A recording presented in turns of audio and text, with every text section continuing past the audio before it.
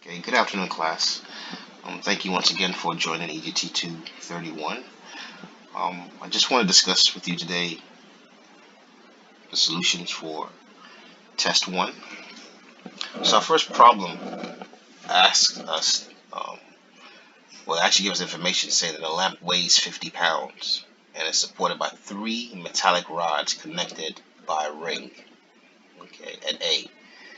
If the angle theta of the rod AC is 54.9 degrees, determine the following. A, the magnitude of the normal stress in each rod, and B, the strain of each rod if the rod AD is made of aluminum 2014-T6 and rod AB is made of A36 steel and rod AC is made of titanium Ti-6Al-4V.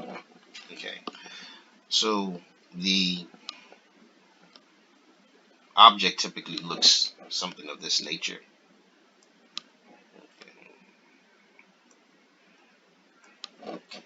And you have something like this into a ring, and it holds this particular lamp, which is 50 pounds. And they tell us that rod AD is aluminum. This is use a different color here. This is A. This is B. This is C. And this is D. Okay, and I'm going to use another color here. Our AB happens to be the material of that rod. AB is A36 steel. Use a darker color. Rod AC is titanium. Oops, I'll try to do better than that. And this is going to be titanium Ti-6 4. Sorry, let me rewrite this.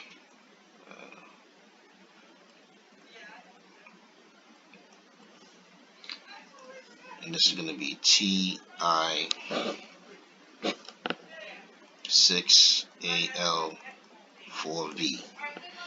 And this one is going to be our AC. AC is titanium, and then AD is aluminum. AD here. And that's going to be aluminum. That's aluminum 2014 T6. Okay, so we have outlined here pretty much the materials. They told us that the diameter, or the diameter of rod AD, this is rod AD right here, is 0.3 inches. From there we can find the area of that rod, which uses pi d squared divided by 4. And you can plug in the number here, and this should be your area for rod AD. Rod AC, okay, it happens to be 0.25 inches. So we're looking at this place right here, this rod right here, AC, and they tell us that it has a diameter of 0.25 inches. We can find the area, again using the same formula, pi d squared divided by 4. Once you input what d is, this is what you should get for your area of rod AC. Okay. Likewise, for rod AB, it has a diameter of 0.35, and this is going to be rod AB. You can find the area again using the same formula, pi d squared divided by 4, and then once you plug in the numbers, you should get the area of rod AB. Okay. Now that we found, and also gave us the angle AC, so this angle right here, angle of AC. So if I erase this component, may not want to do that. I'm going to need that later. This is angle AC, and that happens to be 54.9, and angle AD, it's going to be angle AD, happens to be here 45 degrees. Okay, so given all this information, we can draw a free body diagram. Okay, so this is our force AC. It can be broken up into two different components. FAC along the x-axis and FAC along the y-axis. Okay. Likewise, we can look at force AD, this force right here, and we can break it up into our x and y components. The y component is going to take on the sine convention, FAD sine 45, and the x component is going to take on the cosine 45, AD. Okay, this is force AD cosine 45 degrees. And then our y, since they told us the weight and not the mass, but the weight is 50 pounds. Okay. So now we can use our equilibrium equations to find the forces AD and AC. Okay. So some of the forces in the y direction. So all I'm doing here now is looking at my free body diagram. This is my free body diagram here. And I'm looking at all the forces in the y direction. And that's this force, that's this force, and that's this force right here. So three forces, which you see right here, in their respective directions. And that's my equation 1. Similarly, I'm going to look at I'm going to take some of the forces in the x direction. And now I'm going to look at my free body diagram, and I'm going to look at all the forces in the x direction, which is this one right here, FAX cosine 54.9, and then we have FAD cosine 45. Now mind you, force FAD cosine 45 is pointing in the negative x direction. That's why it gets a negative sign, and that equals 0. So only two forces in x direction, three forces in the y direction. So we can put this into what we know as our system of linear equations. Okay, and then we can get this set up right here. Okay, now the 50 from here will just take it to the other side. That makes it a positive 50. As you can see, your FADs, they cancel out, and I'm only left with 1.3932 FAC equals 50. Okay, I can solve for FAC, giving me 35.89 pounds. Okay, that's the force of FAC. So if I go back into equation 2, okay, if I go back to equation 2, this is equation 2 right here. What I got for FAC, I can now plug in here so we can find and solve for FAD. And that's typically what you see here. This is equation, so I used equation 2 right here. You can use equation 1 if you decide. It's up to you.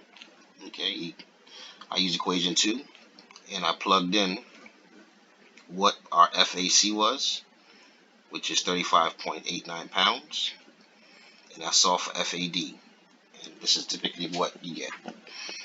The units are very important, so please have your units there. The third step now is, in this particular problem, now that we found the forces in each rod, we can now find the stress in each rod. Okay, so stress AB is going to equal force AB over area AB. And we know AB from our free body diagram is nothing more than 50 pounds. Okay, that's AB. It's right here. Okay, force AB is going to be 50 pounds divided by its area, and you're going to get stress AB. Okay. Likewise, stress AC is going to have a force AC divided by area AC. And when you do that, when you do the math, you're going to get 730.957 psi. For stress AD, we can now take the force that's associated with that, which is force AD divided by the area that's also associated with rod AD. And then we can divide those two, and then we'll get the actual stress of rod AD. Okay. So we have the three normal stresses in each rod. So these are your answers. Okay. Part B, they're asking us to determine the strain in each rod. Okay. So the relationship between stress and strain is exemplified by this equation right here. Stress equals your E, which is your Young's modulus, times the strain. Okay. E again is a Young's modulus. So they told us that in rod AD,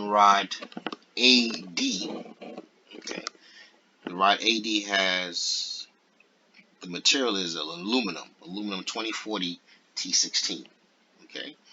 Now you have to go to the back of your textbook to be able to find the actual value of E, okay, which is your Young's modulus. And when you do that, you're going to get 10.6 10 to 3 KSI. Okay, that is the Young's modulus for aluminum 2014-T6. So when we do that, and we know the relationship between strain and the actual strain and actual stress itself is nothing more than, I'm just rearranging this formula, whereby now sigma, which is the stress, divided by your Young's modulus will give you the strain. Okay. So this strain right here, strain AD, will be stress AD over E. So this is stress AD, which we found here. That's stress AD divided by your Young's modulus, which is 10.6 10 to 3 KSI. So I have this here. So I just 10 to the 3, and this is KSI equals 10 to the 3 PSI. Okay. So when you do the math, you're going to get your strain happens to be this value right here. Okay. Likewise, for strain in rod AC, I would have to take the stress of AC in rod AC and divide that by its Young's modulus. And when you look at the back of your textbook, which is titanium Ti-6Al, aluminum-4V, vanadium, you get the Young's modulus to be 17.4 times 10 to the 3 KSI. When we substitute back into our equation here, the stress and your Young's modulus, this is your stress for rod AC, and this is the Young's modulus for that particular material. When you divide the two, you're going to get 4.20 times 10 to the negative 5 inch per inch. And this is just written, let you know, it's strain is unitless, so but it's being written in this way, inch over inch. That's the answer. Okay. And then the strain in rod AB will be the actual stress of AB divided by the Young's modulus. And Young's modulus in the back of your textbook, under the customary units, you find it to be 29 times 10 to 3 KSI. Okay. Now, if you want to be able to find the strain in AB, again, you just divide the stress by Young's modulus, and you're going to get 1.7 0.94 times 10 to the negative 5 inch per inch. Okay. So moving along to number 2. Number 2, the question is, 100 millimeter long rod has a diameter of 15 millimeters. If an axial tensile load of 100 kilonewtons is applied, determine its change in length. Assume linear elastic behavior with E equal 200 GPa. Okay. So from the question being read, we're given the length, we're given the diameter, we're given the tensile load, okay, which is our force, and we're given the Young's modulus. So our first step, since they want us to find the change in length, one has to understand that the relationship between stress and strain is outlined in this formula right here. Now, I can take it a step further and say stress equals the strain. Now, this could be delta L divided by L. Again, your strain is nothing more than a change in geometric dimension. In this case, it's going to be a change along the length side. Okay. Now, if you're going to find our change in length, which is here, the change in length, first we need to find our stress. Okay. So our stress is force divided by area. They gave us the force and they gave us the diameter. We can find the area, and then once you divide the two, you're going to get your stress of that particular rod. Okay, so we found the stress. Again, we know the relationship between stress and strain given right here. We can rearrange this to be able to solve for the strain. Okay, now remember, the strain can also be equivalently written as delta L over L, and this delta L just typically means the final length divided by your initial length divided by your initial length. Okay, so now that we know what our stress is and we know what our Young's modulus is, we can find the strain. Okay, so again, sigma equals E times epsilon. Sigma divided by E gives us epsilon. So we can divide these two, which is what you see right here, and then we can get our strain. Okay. I remind you, the strain again equals delta L over L, right? This delta L just means change in length. Okay, the final minus the initial. So you can see that relationship outlined here. Okay, we can rearrange this equation whereby we can solve for delta L. Okay, and when you do so, you get your delta L to equal the strain times the original length. And when you do that, you're going to get 2.83 times 10 to the negative 4 as your change in length. Okay, so when this particular bar is actually pulled, it will stretch. Okay, it's stretching from its original length. So,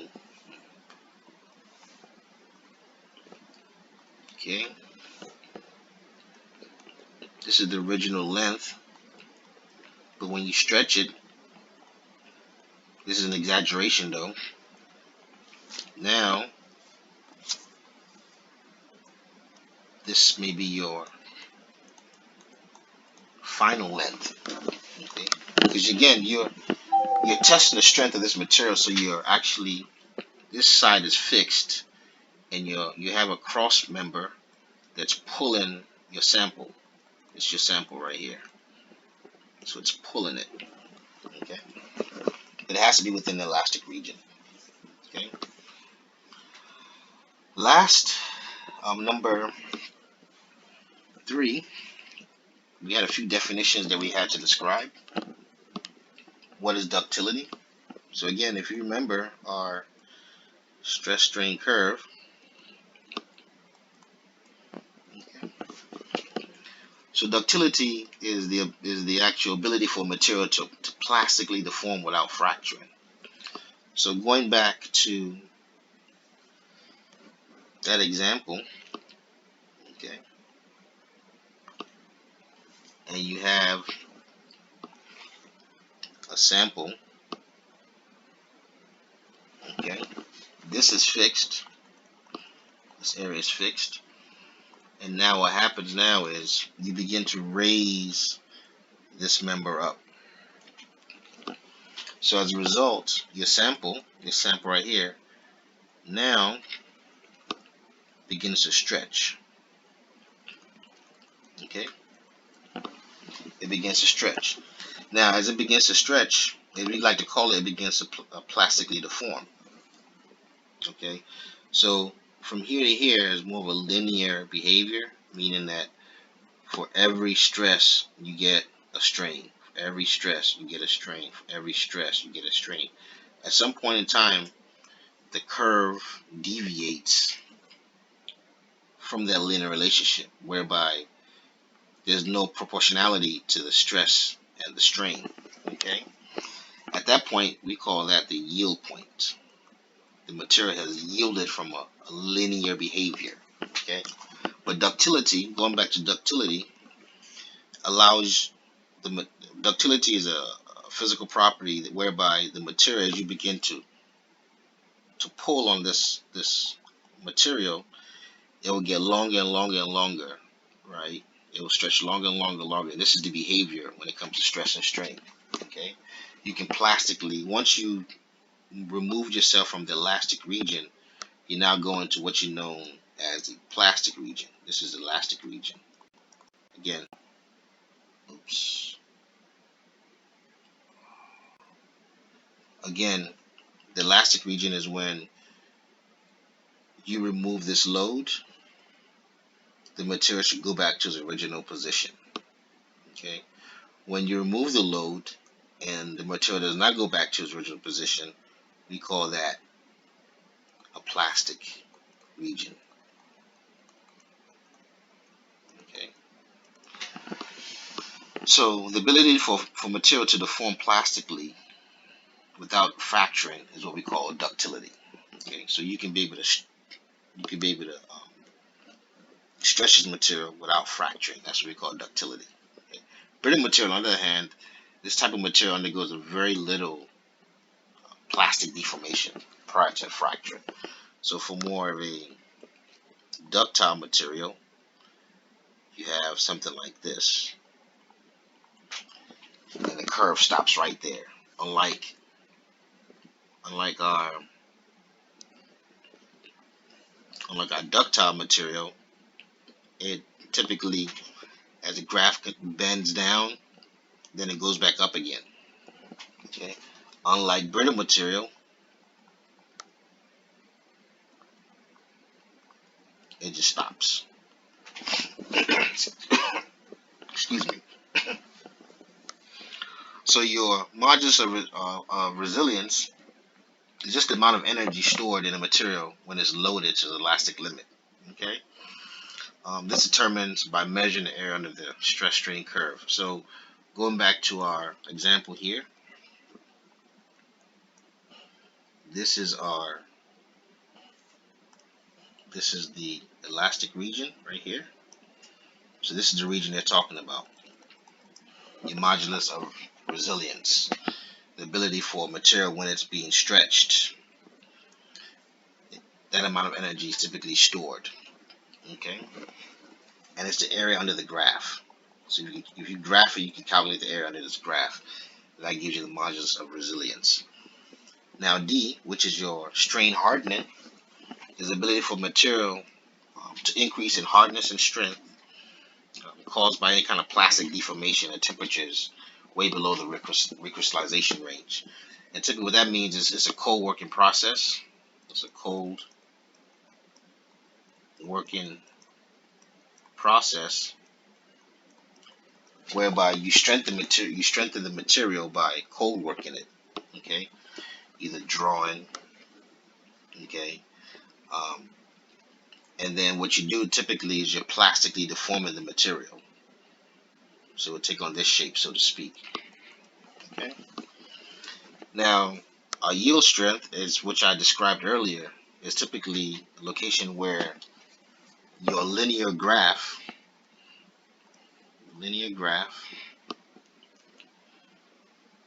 this linear graph here, this linear graph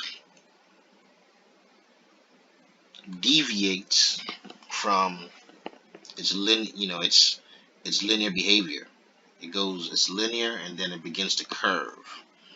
It's linear, then it starts curving. Okay. At the point at which it starts curving is what we call our yield stress. Okay. At that point, it begins to have plastic deformation. Okay. So I hope this helps. Kindly let me know if you have any questions, any comments. I'm here to help you. Thank you very much.